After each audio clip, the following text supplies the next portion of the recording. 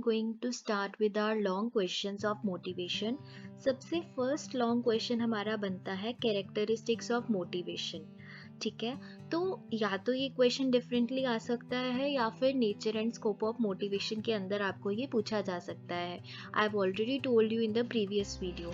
सो इसमें हम total 11 points करने वाले हैं. एक पॉइंट ऐसा है जिसके काफ़ी सारे सब पॉइंट्स हैं, बट ये 14 मार्क्स का क्वेश्चन है अगर ये अकेला आता है. But if you have to write in nature and scope तो आप 7 to 8 पॉइंट्स लिख सकते हैं. Okay, so let's start now. सबसे फर्स्ट पॉइंट है हमारा मोटिवेशन का कैरेक्टरिस्टिक कि मोटिवेशन एक इन्फर्ड वेरिएबल है. Inferred variable means it can not be seen. इसका जो इफेक्ट है वो बिहेवियर के थ्रू ऑब्जर्व किया जा सकता है. मोटिव्स को हम वैसे देख नहीं सकते, लेकिन इसका इफेक्ट अपने बिहेवियर के थ्रू हम समझ सकते हैं कि ये क्या हो सकता है. ठीक है, सो इसलिए हम इसको कहते हैं कि ये इन्फर्ड है. इसका इफेक्ट खुद पे नहीं दूसरी चीज के थ्रू देखा जा सकता है. That is why it refers to inferred variable. Okay, second is क्या डिफरेंट कैरेक्टरिस्टिक्स आते हैं मोटिवेशन के मोटिव्स के बिहेवियर के ऊपर. सो ये पॉइंट्स हैं काफी सारे जो हम अभी पढ़ेंगे. Motives activates behaviour. पीछे भी हमने पढ़ा है कि टू एनर्जाइज, टू मूव और to activate means motivation. So motive क्या कर रहे हैं, हमारे बिहेवियर को एक्टिवेट करते हैं. अगर कोई भी इंसान किसी भी तरीके का बिहेवियर शो कर रहा है, ठीक है, उसके पीछे मतलब कोई ना कोई मोटिवेशन जरूर होगी. अगर कोई भी बिहेवियर है, अगर कोई भी एक्टिवेशन शो ही नहीं कर रहा, मतलब ही इज डेड, तो मतलब उसी कंडीशन में एक होती है ऐसी जिसके अंदर इंसान के अंदर मोटिवेशन नहीं होती. ठीक है, अब ये मोटिवेशन जो है या मोटिव्स जो है ये एनर्जी मोबिलाइजेशन का काम करते हैं. ये हमारे अंदर एनर्जी लेके आते हैं कि हम एक्ट करें और बिहेव करें स्पेसिफिक मैनर में ताकि अपने गोल्स को सेटिस्फाई कर पाए. ठीक है, अगर कोई इंसान अपना काम कर रहा है बहुत ज़्यादा एनर्जी के साथ, स्पीड के साथ और स्ट्रेंथ के साथ, इसका मतलब उसकी मोटिवेशन भी बहुत ज़्यादा है. ठीक है, next is motives led to persistence of behaviour. अगर आपने कुछ सोचा हुआ है कि मैंने ये बनना है, ठीक है, तो जो मोटिव है आपका वो कहेगा आपको बार बार कि you have to repeat this behaviour to reach to that goal. वही है परसिस्टेंस मीन्स कंसिस्टेंसी. आपको अपना बिहेवियर जो है वो कंसिस्टेंट रखना पड़ेगा अगर आपको अपने गोल की तरफ पहुंचना है. Repetition of that act frequently helps you to secure that goal. ठीक है, अगर एक बार कोई इंसान फेल हो जाता है तो जिस कारण वो फेल हुआ वो अपनी गलतियों को पहचानता है और अपने जो परसिस्टेंस लेके आता है अपने एफर्ट्स में ताकि वो आगे जाके सक्सेसफुल हो सके. Variability in behaviour.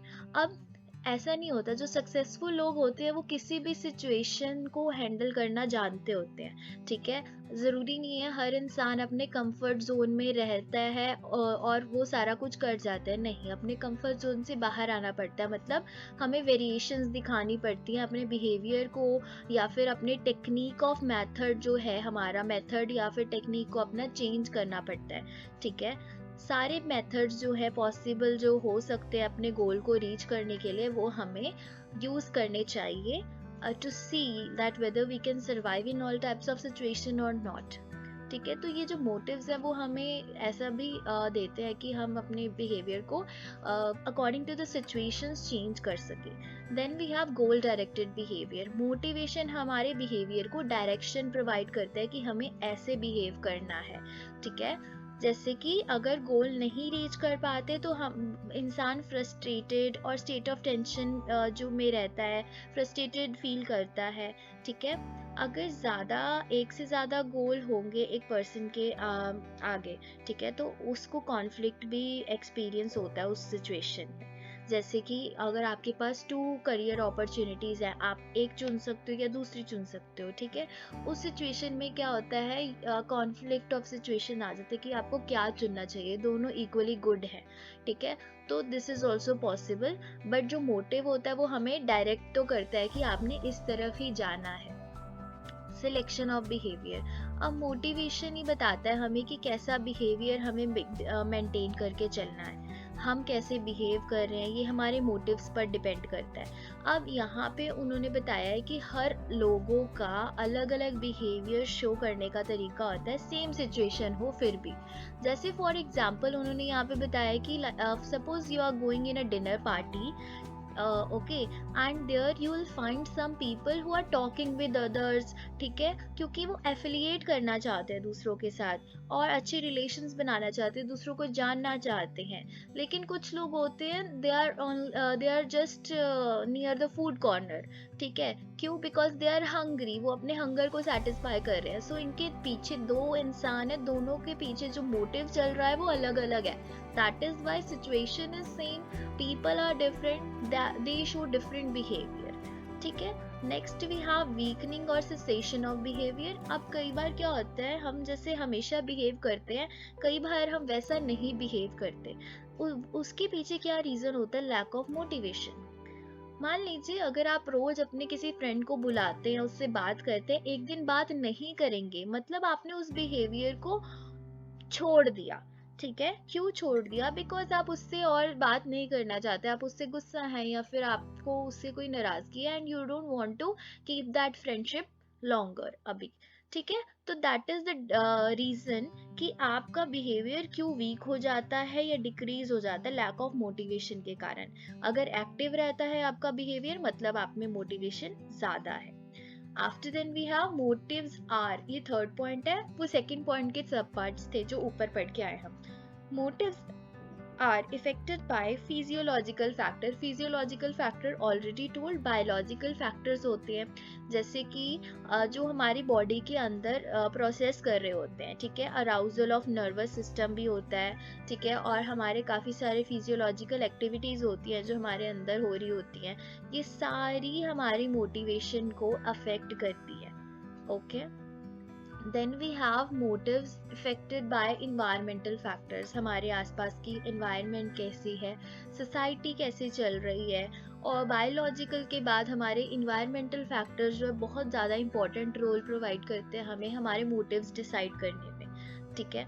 Then we have motivation एक यूनिवर्सल फिनोमेना है, यूनिवर्सल वेरिएबल है। कैसे? क्योंकि ह्यूमन बींग्स में सिर्फ मोटिवेशन देखने को नहीं मिलती है, even animals show the behaviour अलग अलग टाइप्स का, और इवन दे आर परसिस्टेंट, ठीक है। अगर हम देखते हैं कोई एनिमल को इस टाइम पे खाने की आदत है, तो he will go to find the his food at that time only, that particular time.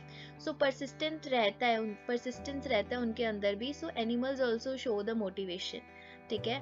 But ये एक डिफरेंस होता है कि मोटिव्स होते हैं वो कल्चर टू कल्चर वेरी कर सकते हैं, बट होते सभी के अंदर है, ठीक है। Existence in all among all people are is there. Motivation affect human being throughout the life span. For instance अगर देखें तो न्यूबॉर्न्स, इन्फेंट्स, ये भी अलग अलग टाइप के टेम्परामेंट्स और अराउजल्स शो करते हैं, ठीक है। फिर जो एडल्ट हो जाता है वो अपने अलग टाइप्स ऑफ मोटिव्स पे लग जाता है एंड टेम्परामेंट शो करता है। Then elderly also show different types of motives.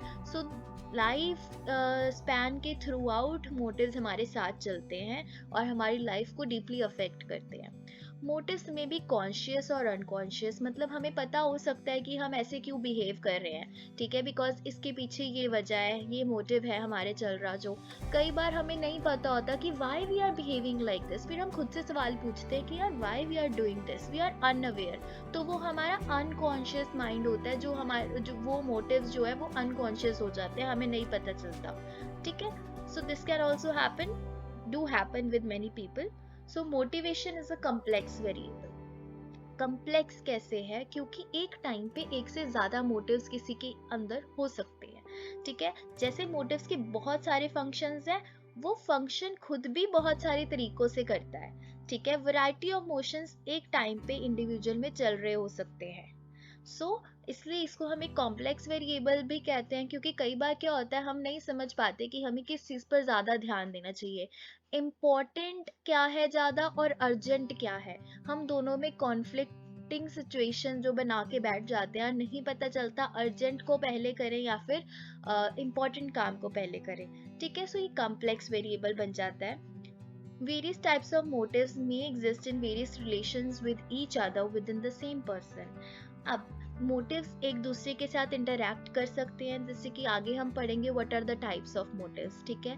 जो हमारे बायोलॉजिकल मोटिव्स हैं वो हमारे जो है फिजियोलॉजिकल के साइकोलॉजिकल मोटिव्स के साथ इंटरैक्ट भी कर सकते हैं, या फिर एक के साथ एक बन के दो बना सकते हैं, या फिर अपोज भी कर सकते हैं। कॉन्फ्लिक्टिंग सिचुएशन जो मैंने बताया वो अपोजिंग सिचुएशन आ जाती है। मोटिव्स को मेजर किया जा सकता है, काफ़ी सारे टेस्ट करवाए जाते हैं। जैसे बीए फर्स्ट ईयर में मोटिवेशन जो है मेजर किया जाता है कि आप हाईली मोटिवेटेड हैं या नहीं हैं।